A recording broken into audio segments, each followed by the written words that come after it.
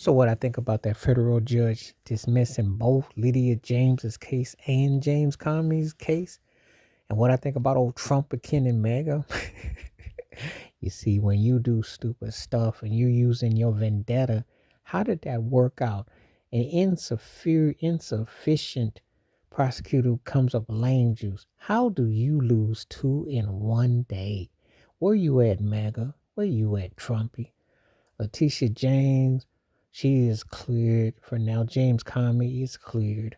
Why would you resort to bullying tactics? Why would you resort to trying to flex and then you turn around and then you can't even have the cases hold up? Both cases was dismissed. How much of a turkey are you right before Thanksgiving? That's the sign of a jive turkey. Trump was using revenge tactics against both because Lydia James had him prosecuted in New York.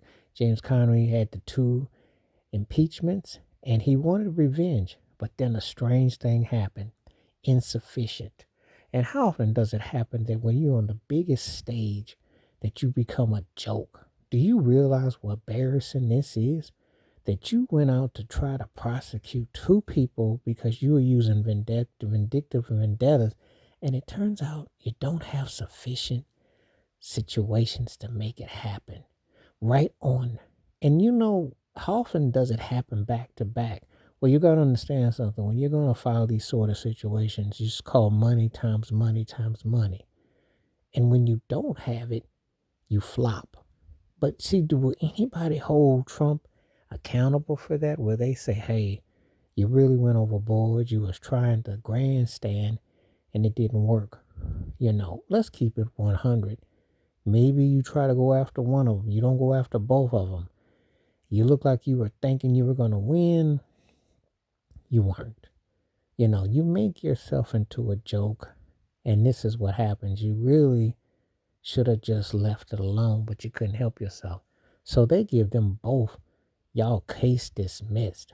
That is a huge waste of taxpayer dollars and common sense and everything else that you can imagine. But hey, that's what this um, presidency and all this has been. It's been like a butt of jokes. It's been like one hilarious roast that, you know, it's like, do you really take this stuff serious? Could you really think what you were doing? Did you really, you know, you're on a revenge tour because of all the people that did you wrong. How has it usually turned out for you?